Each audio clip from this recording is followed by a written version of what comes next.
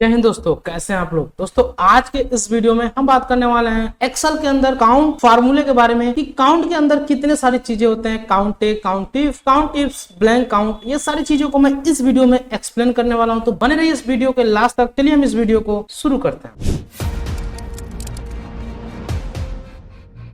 नमस्कार दोस्तों, मैं विनय सिंह एक बार फिर से स्वागत करता हूं आप सभी का IUIT में। दोस्तों हम चलते हैं अपने कंप्यूटर स्क्रीन पे और सबसे पहले हम आपको दिखाते हैं कि काउंट के अंदर हम कितने सारी चीजों को पढ़ाने वाले हैं। पहला काउंट, दूसरा काउंट ए, तीसरा काउंट ब्लैंक, चौथा काउंट इफ, पांचवा काउंट इफ्स। तो मैं आपको ये 5 चीजें इस वीडियो में बताने वाला हूँ। तो हम एक्सेल को ओपन करते हैं और एक एक चीज को करके आपको दिखाते हैं। तो ये जो मैं बनाया हूँ एक हाई स्कूल का यहाँ पर सीट बनाया हूँ और ये हाई स्कूल, और इसमें बच्चों का मैं नाम दिखाया हूँ और यहाँ पे सभी सब्जेक्ट का नंबर दिखाया हूँ। यहाँ पे मेरा 6 सब्जेक्ट है, 1 2 3 4 5 6, और 6 सब्जेक्ट को यहाँ पे मैं टोटल किया हूँ और यहाँ पे टोटल मार्क यानी जो आपका 600 में से यहाँ पे जो बच्चा पाया है यानी ये 275 पाया है। तो ये काउंट करने के लिए सिंपल होता है, यहाँ पे इक्वल टू, और इस पे क्लिक करेंगे तो इसका नाम हो जाएगा जी आपका 4, बोर्ड वाले लाइन में यहाँ पे तो 4 और ये यहाँ से जी, फिर आपका F4, फिर यहाँ पर E4, फिर यहाँ पर D4, फिर यहाँ पर C4, फिर यहाँ पर V4, फिर ये इंटर का सिंबल होता है। इंटर कर देंगे तो आपका ये काउंट कर देगा। इसके बाद से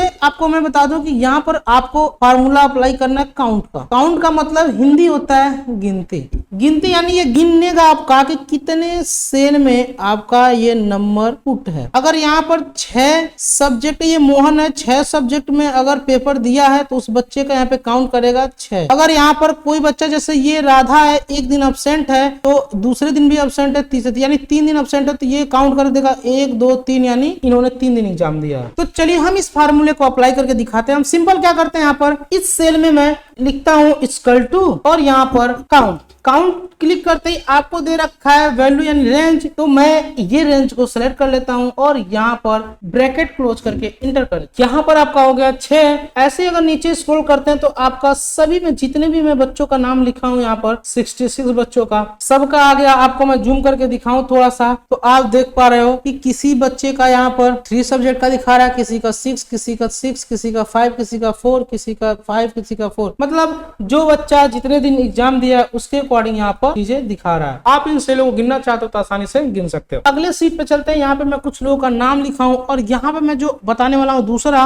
काउंट ए। ये क्या होता है कि ये अल्फाबेट को काउंट करता है। अभी मैं यहाँ पे मान लीजिए यहाँ पे मैं नंबर लिख दूं, जैसे मैं क्या करता हूँ यहाँ पर एक नंबर लिखता हूँ 1 और यहाँ पे 2, और इन दोनों को सिलेक्ट करके स्क्रॉल करके मैं कुछ नंबरिंग कर लिया। अब इसको काउंट करना हो तो मैं यहाँ पे अप्लाई करता हूँ इक्वल टू COUNT और ब्रैकेट ओपन, रेंज सेलेक्ट करता हूँ। इस पे क्लिक करने के बाद से रेंज को सिलेक्ट किया और ब्रैकेट क्लोज, इंटर। काउंट कर दिया, कितने हैं 14। लेकिन अगर मैं यही फार्मूला यहाँ पे अप्लाई करूँ इक्वल टू काउंट और रेंज को सिलेक्ट कर लिया और ब्रैकेट को क्लोज कर इंटर कर दूं तो आप देखोगे यहाँ पे 0 वैल्यू दिखा रहा है, क्योंकि इसको मिला ही नहीं है नंबर, तो ये काउंट किसको करेगा। इन सेलों में इसको नंबर नहीं मिला, यानी हम जो अगला फार्मूला अप्लाई करते हैं काउंट ए, वो हमेशा अल्फाबेट को गिनने के लिए अप्लाई होता है। अगर यहाँ पे इक्वल टू लगाऊं और लिखूं यहाँ पे काउंट ए और मैं इस रेंज को सिलेक्ट कर लूं और ब्रैकेट को क्लोज कर लूं तो आप देखोगे ये काउंट कर दिया, कितने हैं 13। तो आसानी से आप जहां पर भी काउंट करना चाहते हैं तो सिंपल यही फार्मूला होता है इक्वल टू COUNT, ए लगाएंगे लास्ट में और आप रेंज को सिलेक्ट करोगे और यहाँ से क्लोज,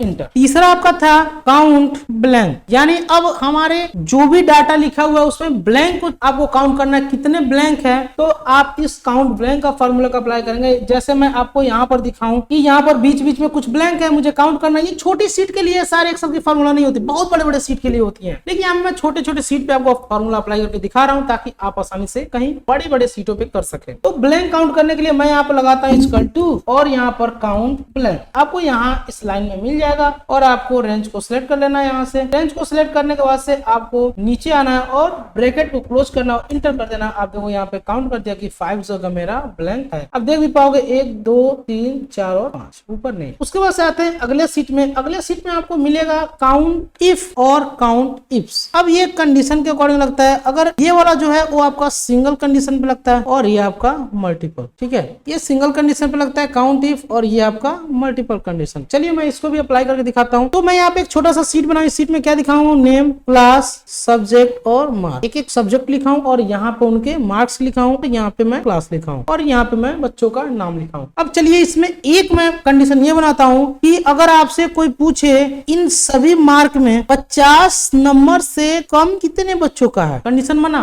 कि 50 नंबर से कम कितने बच्चों का है, यानी आपका लेस देन 50। तो फॉर्मूला अप्लाई करने के लिए मैं क्या करता हूँ कि चला जाता हूँ सीट में यहाँ पर और इक्वल टू अप्लाई करता हूँ और यहाँ पर लिखता हूँ काउंट इफ, डबल क्लिक किया, अब ये दे रखा है रेंज, तो मैं रेंज यहाँ पर चूज कर लेता हूँ और मैं क्या करता हूँ यहाँ पर चूज कर रहा हूँ क्राइटेरिया। क्राइटेरिया को आपको कोट में ही लिखना होता है, डबल इन्वर्टेड कामा में। तो मैं यहाँ पे दे रहा हूँ लेस देन 50, यानी 50 से फिर डबल इन्वर्टेड कामा बंद होगा और ब्रैकेट बंद होगा, फिर आप इंटर करेंगे तो यहाँ पर वैल्यू आ जाएगी 50 से नीचे कितने हैं, 9। आप काउंट कर सकते हो इस सीट में, पहला, दूसरा, तीसरा, चौथा, पांचवा, छठा, सातवां, आठवां और 9। तो ये काउंट आ गया 9। अगर चलिए मान लीजिए यहीं पर मैं आपसे ये कह देता कि इसमें कितने इंग्लिश के मार्क्स हैं, मतलब इंग्लिश सब्जेक्ट के कितने मार्क्स हैं, तो उसके लिए भी आप क्या कर सकते हैं, यहाँ पे इक्वल टू काउंट इफ और यहाँ पर आप सब्जेक्ट को चूज कर लो, सभी सब्जेक्ट को, ये अपने पूरे रेंज को चूज कर लिया, कॉमा लगाया और डबल कोट में मैं लिख दे रहा हूँ यहाँ पे हिंदी, फिर कॉमा, डबल कोट को बंद, फिर ब्रैकेट बंद, इंटर। अब ये काउंट कर दिया कि यहाँ पर हिंदी की जो मार्क्स है 7 हिंदी की मार्क्स है। चलिए आपको समझ में आ गया होगा काउंट इफ यानी सिंगल कंडीशन के लिए, डबल कंडीशन के लिए क्या हो सकता है। पहले मैं कंडीशन आपको समझाता हूँ। अगर कोई आपसे ये कह देता है पहला कंडीशन हिंदी के अंदर, सब्जेक्ट हिंदी के अंदर 50 से ऊपर कितने मार्क्स ऐसे हैं जो हिंदी सब्जेक्ट के अंदर 50 नंबर से ऊपर है, इसके लिए मैं इस सेल पे जाऊंगा और इक्वल टू लगाऊंगा और यहाँ पे करूंगा काउंट इफ्स और काउंट इफ्स को डबल क्लिक किया, ब्रैकेट ओपन हो गया। अब मैं दे रखा है क्राइटेरिया रेंज, तो मैं यहाँ से इस रेंज को सिलेक्ट कर लेता हूँ। मैं पहले हिंदी रेंज को सिलेक्ट करता हूँ और हिंदी में क्या करता हूँ, मैं कॉमा लगाता हूँ और डबल कोट में लिखता हूँ यहाँ पर हिंदी, यानी पहला हो गया क्राइटेरिया हिंदी, पहला कंडीशन हिंदी हो गया। फिर मैं यहाँ पे लगाता हूँ कॉमा और दूसरा चूज करता हूँ, तो ये पूरे रेंज को सिलेक्ट कर लिया, फिर कॉमा, फिर कोट में लिखता हूँ कि आपका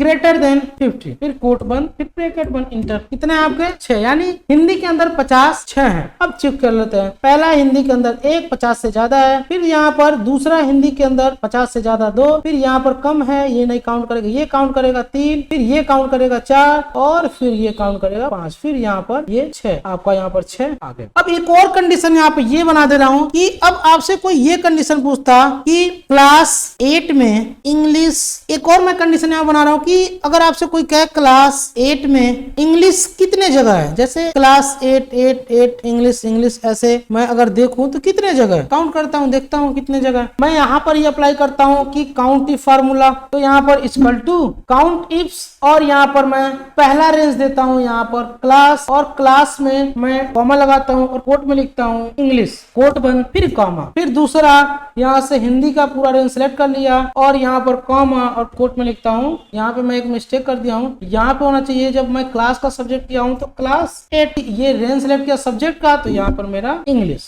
और डबल कोट बंद, ब्रैकेट बंद, इंटर। अब ये कितने जगह है, 2, देख सकते हैं क्लास 8 की जगह इंग्लिश 1 और क्लास 8 ये इंग्लिश 2। बाकी यहाँ पर आपको देखने को नहीं मिले, क्लास 8 मैथ है, क्लास 8 मैथ है। तो ये 2 कंडीशन है, आप इनका भी यूज कर सकते हैं। अगर आपको ऐसे ही एक्सेल की वीडियो चाहिए तो आप हमारे इस यूट्यूब चैनल को सब्सक्राइब कीजिए और इस वीडियो को लाइक कीजिए, बेल आइकन को भी प्रेस कर लीजिए ताकि आने वाले सभी वीडियो की नोटिफिकेशन आप तक पहुंच सके। मिलते हैं अगली वीडियो में, तब तक के लिए जय।